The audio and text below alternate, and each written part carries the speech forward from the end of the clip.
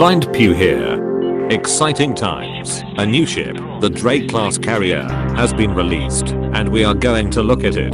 The nearest system that sells them is just 5 jumps away, the Balante system.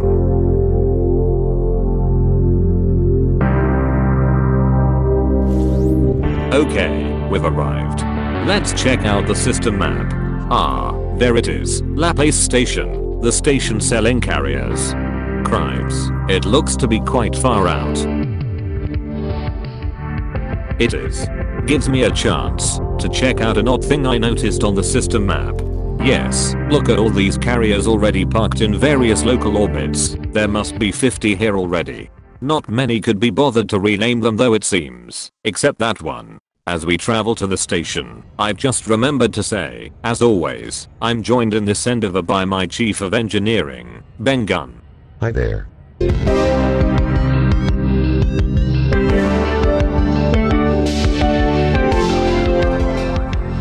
Okay, at the station, but apparently they are building the things over there in the dry dock. I'll get a bit closer and take a look.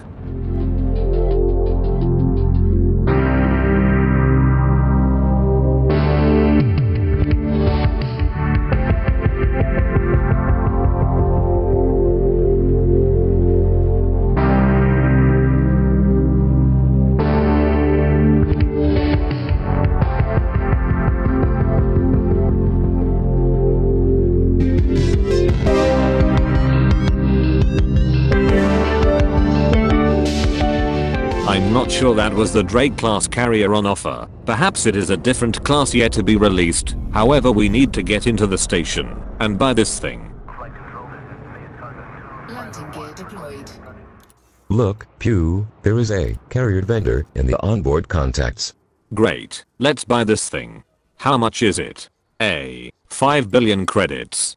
Not enough it says. How much do we have, Ben? About 250 million in cash, Pew. In cash, that gives me an idea.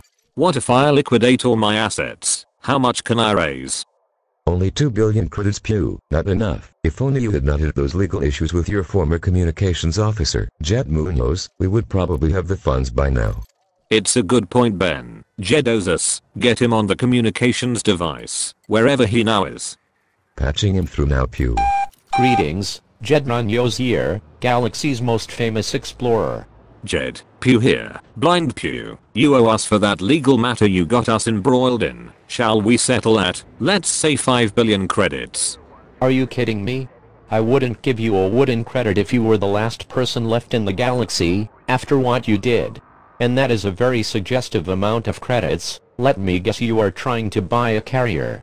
Well, tough luck, but I will tell you this, I will be buying one. Naming it Apex Explorer by Jed Munoz, Galaxy's greatest explorer, and you can come on board, but as a lowly cargo handler. Jed out. Well, that's gratitude for you. Never mind, I have another idea.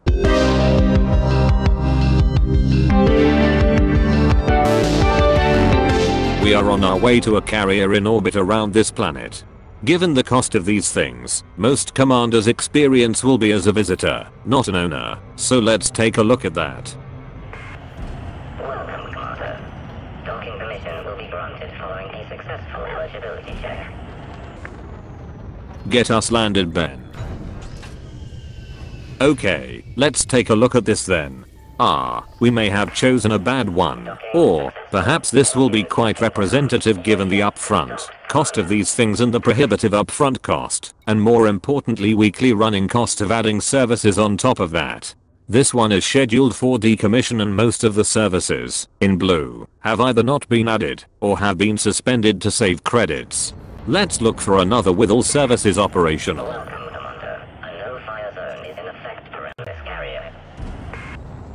This definitely has all services. I checked on the system map, so let's get landed.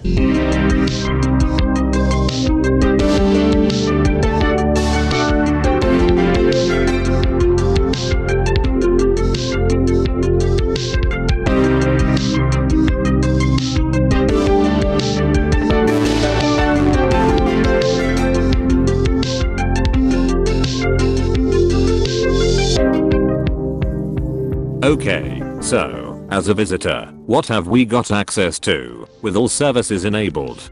A crew lounge, usual thing we see in stations, but useful in a remote location. A redemption office, added for 150 million and 12 million a week running cost, again, could be useful in a remote location. A tritium deposit, part of the core services. I can transfer tritium to help fuel the carrier, look, but I have none. Looks like it has enough to make a 400 light year jump. Aha, a shipyard with all the usual features. Buy and transfer ships, the most costly service at 520 million to add, and 42 million weekly upkeep. Commodities market, a default service but nothing on sale here at the moment. The carrier overview, from where it can be managed. As a visitor I guess I have access only to those in green. Navigation is open, nope I can't access the map. Setting buy and sell orders for the commodities market, no access unsurprisingly. I think that is about all I can access. What else is there? Our outfitting. Quite a costly service, 390 million to add, 36 million per week to run. Very useful in a remote location clearly, looks the same as on a station. Nice, excellent. And livery, well that will always be available won't it? Not operational currently. What else? Advanced maintenance. Refuel, repair and armory each add running costs here. But, liking the new interface here. Not actually sure there is any new functionality though. Hard points. Limpets. Fuel. Remote workshop, as usual. Great, so what does this all mean? It means, as things stand, the carrier costs 5 billion, and up to 1.5 billion to add all the services, with weekly running costs ranging from 10 million a week to approaching 150 million per week, plus the cost of the tritium fuel. These are a costly thing to own. When initially announced it was assumed these would only be owned by squadrons, but it then became known they would be personally owned by commanders. Whilst that is technically true, I wonder if, perhaps, it is really the case that, effectively, they will only be operated by squadrons? For a single commander to own one, it is a dual-edged sword. Sure, you get to operate it yourself, but if you do not have a squadron supporting with fuel costs and upkeep costs, unless you are very rich, you will soon run out of credits and have to mothball the carrier. So, as things stand, these may still be the purview of squadrons only. But I suppose it depends on the services you add ultimately. And so, what this means is, we need credits, a lot of credits, an enormous amount of credits. It's no use. It might actually mean. No, surely not, Pew. I'm afraid so. How do you spell it? The boron system. We may actually have to start mining low temperature diamonds in boron. Course set. Good luck, commanders. And I'll see you out there.